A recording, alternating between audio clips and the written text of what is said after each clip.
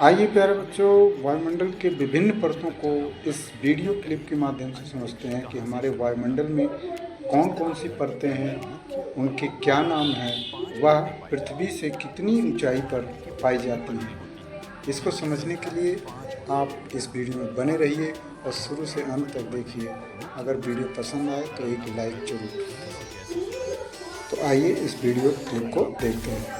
Troposphere, stratosphere, mesosphere, thermosphere और exosphere, इनके नाम आपको भले ही अटपटे लगे, लेकिन इनका काम सुनकर आपको बेहद खुशी होगी, क्योंकि इन्हीं की वजह से तो हम और आप जिंदा हैं। धरती से लेकर ऊपर 12 किलोमीटर तक के क्षेत्र को ट्रोपोस्फियर यानी क्षोभमंडल कहते हैं। ट्रोपोस का मतलब है बदलाव, और सच कहें तो यहाँ बदलाव ही बदलाव है। मौसम बदलता है, बादल बनते हैं, बारिश होती है, तूफान उठते हैं, और कभी कभी इंद्रधनुष भी यहीं से झांकता है। यही वह परत है जहां बादल तैरते हैं और बारिश बरसती है। हवाओं की दिशा और स्पीड यहीं तय होती है, जिससे कभी तूफान आता है तो कभी ठंडी हवा। शुरुआत के 2 से 3 किलोमीटर तक आपको हवा सामान्य लगेगी, लेकिन ऊपर जाते जाते ऑक्सीजन कम होने लगेगी, जिससे आपकी सांसें भारी होंगी और बिना ऑक्सीजन सिलेंडर के ज्यादा देर रहना मुश्किल हो जाएगा। इस परत के 10 किलोमीटर की ऊंचाई पर ही सामान्यतया हवाई जहाज उड़ते हैं।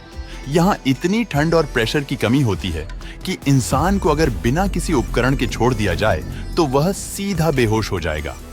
धरती की 90% गैसें जैसे ऑक्सीजन और नाइट्रोजन वगैरह इसी परत में कैद हैं। अगर ट्रोपोस्फियर नहीं होता तो धरती पर मौसम नहीं होता, न बारिश, न बादल, न तूफान जैसे बुध, और हमारे चांद के पास कोई ट्रोपोस्फियर परत नहीं है, इसीलिए तो वहां न बारिश होती है न ही कोई ऑक्सीजन होता है। अब अगली परत के बारे में जान लेते हैं, जिसका नाम स्ट्रेटोस्फियर यानी समताप मंडल है। यह परत 12 किलोमीटर से लेकर 50 किलोमीटर ऊपर तक फैली होती है। जैसे ही आप इसमें कदम रखते हैं, आपको एहसास होगा कि यहाँ का माहौल धरती से कितना अलग है। जहाँ ट्रोपोस्फियर में तूफान, बारिश और बिजली कड़कती है, वहीं स्ट्रेटोस्फियर में आकर सब कुछ शांत हो जाता है। यहाँ मौसम का कोई खेल नहीं होता। मतलब अगर आप यहाँ खड़े हैं तो नीचे के तूफानों को बस दूर से देखते रहेंगे। इस परत में हमारी ओजोन लेयर मौजूद है, जो सूरज से आने वाली खतरनाक अल्ट्रावायलेट किरणों को रोकती है। अगर यह ओजोन परत न होती तो धरती पर जीवन कभी भी सुरक्षित नहीं रह पाता। यहाँ पहुंचकर ऐसा लगता है जैसे आप इंसानों की सुरक्षा करने वाली एक जादुई ढाल के सामने खड़े हैं। कई बड़े जेट विमान और सुपरसोनिक प्लेन इस परत में भी उड़ते हैं, क्योंकि यहाँ हवा बहुत स्थिर है और मौसम की गड़बड़ी भी नहीं होती है, जिससे उड़ान स्मूथ रहती है। जहाँ ट्रोपोस्फियर में आप जैसे जैसे ऊपर जाते हैं तो तापमान गिरता है, तो वहीं स्ट्रेटोस्फियर में नियम बदल जाता है। यहाँ ऊपर जाते जाते तापमान बढ़ने लगता है, क्योंकि ओजोन लेयर सूर्य की ऊर्जा को सोखकर गर्मी पैदा करती है। अगर कोई इंसान बिना स्पेस सूट के यहाँ पहुंच जाए तो सांस लेना असंभव हो जाएगा, क्योंकि यहाँ ऑक्सीजन बहुत कम है।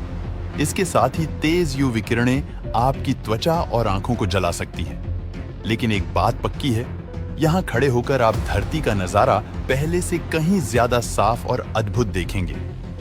नीला आसमान हल्का हल्का काला पड़ने लगेगा और आपको महसूस होगा कि आप धीरे धीरे अंतरिक्ष के करीब पहुंच रहे हैं। अगली तीसरी परत जो आगे आएगी वह मेसोस्फियर यानी मध्यमंडल होगी, जो 50 किलोमीटर ऊपर से लेकर 85 किलोमीटर ऊपर तक फैली होती है।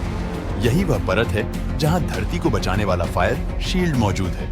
मतलब अगर कोई रॉकेट या स्पेसशिप यहां से गुजरता है तो वह धरती की वायुमंडलीय ढाल के सबसे खतरनाक हिस्सों में से होकर निकलता है। तभी तो वह जलने जैसा दिखता है। जब कोई उल्कापिंड आसमान से गिरता है तो वह इसी परत में घर्षण के कारण जलकर राख बन जाता है। जो टूटते तारे आप रात में देखते हैं, वो असल में इसी परत में जलते हुए उल्कापिंड होते हैं। जैसे जैसे आप ऊपर जाएंगे, यहाँ का तापमान अचानक -90 डिग्री सेल्सियस तक गिर जाएगा। मतलब यह धरती का सबसे ठंडा क्षेत्र है। यहाँ पर हवा इतनी पतली होती है कि सांस लेना नामुमकिन है और शरीर तुरंत ठंड से जमने लगेगा। बिना स्पेस सूट के यहाँ कुछ सेकंड भी जिंदा रहना असंभव है। लेकिन अगर आप स्पेस सूट पहनकर यहाँ खड़े हैं तो आप हर सेकंड आकाश में जलते हुए उल्कापिंडों का लाइव शो देख सकते हैं। एक बात शायद आपको कंफ्यूज कर रहा होगा कि जब यहाँ इतनी ठंड है तो फिर उल्कापिंड जलते कैसे हैं? दोस्तों, जब उल्कापिंड या स्पेसशिप तेज रफ्तार से मेसोस्फीयर में घुसते हैं तो वे हवा के अणुओं से बहुत जोर से टकराते हैं। यह टकराहट इतनी तेज होती है कि इनमें घर्षण पैदा हो जाता है। यही घर्षण चीजों को जलाता है, ना कि मेसोस्फीयर की ठंडक या गर्मी, जैसे आप अपने हाथ को गर्म करने के लिए ठंड में रगड़ते हैं। बिल्कुल ऐसा ही और भी ऊपर जाने पर चौथी परत मिलती है, जिसका नाम थर्मोस्फीयर यानी तापमंडल है। यह परत 85 किलोमीटर से लेकर धरती के 600 किलोमीटर ऊपर तक फैली होती है। थर्मोस्फीयर वह जगह है जहां पृथ्वी और अंतरिक्ष एक दूसरे को हाथ मिलाते हैं। यहाँ गर्मी है लेकिन महसूस नहीं होती। यहाँ रोशनी है लेकिन अंधेरा भी है, और यहीं से शुरू होता है इंसान का असली अंतरिक्ष सफर। वैज्ञानिकों ने धरती और अंतरिक्ष की सीमा 100 किलोमीटर की ऊंचाई पर मानी है। इसे कार्बन लाइन कहते हैं, मतलब 100 किलोमीटर ऊपर पहुंचने पर आप अंतरिक्ष में पहला कदम रखते हैं। यही वह जगह है जहां सूर्य से आने वाले चार्ज्ड पार्टिकल्स धरती के मैग्नेटिक फील्ड से टकराकर आसमान में हरे, नीले और लाल रंग की रोशनी पैदा करते हैं, जिन्हें हम ऑरोरा कहते हैं। यह नजारा ऐसा लगता है जैसे आसमान में जादू हो रहा हो। आपके फोन का जीपीएस, टीवी के चैनल, मौसम की जानकारी, यह सब काम इसी लेयर में घूमते हुए सैटेलाइट की वजह से होता है। इतना ही नहीं, इंसानों का घर यानी इंटरनेशनल स्पेस स्टेशन भी इसी परत में घूम रहा है। इस स्पेस स्टेशन की स्पीड लगभग 27,600 किलोमीटर प्रति घंटा है। तभी तो इसमें रहने वाले एस्ट्रोनॉट 24 घंटे में करीब 16 बार सूर्योदय और सूर्यास्त देखते हैं। यहीं से रेडियो सिग्नल धरती पर वापस बाउंस होकर आते हैं। इसी वजह से पहले के जमाने में बिना इंटरनेट भी दूर दराज के लोग रेडियो सुन पाते थे। पांचवी और आखिरी परत का नाम एक्सोस्फीयर यानी बाहरी मंडल है।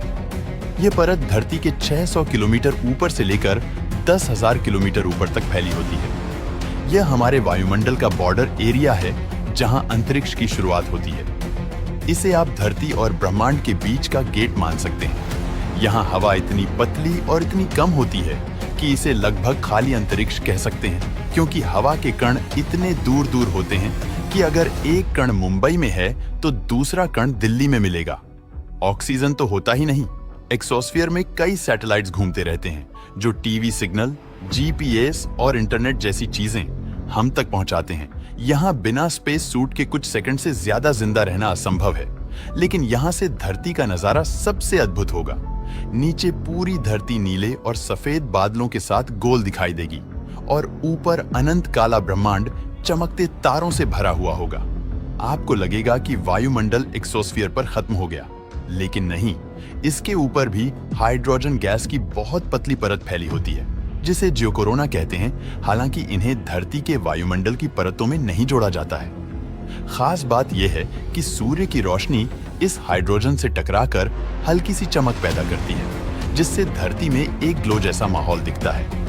वैज्ञानिक कहते हैं कि अगर आप चांद पर खड़े हों और सही उपकरण से देखें तो धरती एक हल्की नीली ग्लो से घिरी दिखेगी। इसके बाद मैग्नेटोस्फीयर आता है, जो धरती से 1000 किलोमीटर से ही स्टार्ट हो जाता है और ऊपर लाखों किलोमीटर तक जाता है। ये वह अदृश्य ढाल है जो धरती के अंदर जो कोर है उससे निकलने वाले लोहे के चुंबकीय क्षेत्र से बनता है, जो सूर्य के सामने धरती से 60,000 किलोमीटर ऊपर तक होता है। लेकिन सूर्य के विपरीत दिशा यानी धरती के पीछे यह फील्ड कई लाख किलोमीटर तक पूंछ की तरह फैली होती है। अगर मैग्नेटोस्फीयर न होता तो सूर्य हमारी धरती को पल भर में अपने सौर तूफान से जलाकर खाक कर देता। धरती और सूर्य की दूरी की बात की जाए तो लगभग 15 करोड़ किलोमीटर निकल कर आती है, यानी धरती के 100 किलोमीटर ऊपर से करोड़ों किलोमीटर में अंतरिक्ष ही फैला हुआ है। हालांकि इससे भी आगे अंतरिक्ष है जो अनंत है। पृथ्वी का गुरुत्वाकर्षण बल वैसे काफी दूरी तक फैला हुआ है, लेकिन 15 लाख किलोमीटर तक की दूरी में जो भी उपग्रह और वस्तु होती है वह उसे अपनी ओर खींच लेती है। 15 लाख किलोमीटर के बाद सूर्य का गुरुत्वाकर्षण बल उस वस्तु पर लगना शुरू हो जाता है। लेकिन इन्हीं 15 लाख किलोमीटर के बीच में एक जगह ऐसा भी है जहां ना तो पृथ्वी का गुरुत्वाकर्षण बल काम करता है और ना ही सूर्य का। अगर इस जगह किसी चीज को ले जाकर रख दिया जाए तो वह न तो आगे बढ़ेगी और न ही हिलेगी। इसीलिए तो जेम्स वेब टेलीस्कोप को नासा ने 15 लाख किलोमीटर की इसी दूरी पर रखा हुआ है, ताकि हमें ब्रह्मांड की अच्छी से अच्छी तस्वीर मिल सके। और हम ब्रह्मांड के बारे में बहुत कुछ जान सकें। दोस्तों, वीडियो पसंद आया हो तो लाइक और शेयर करें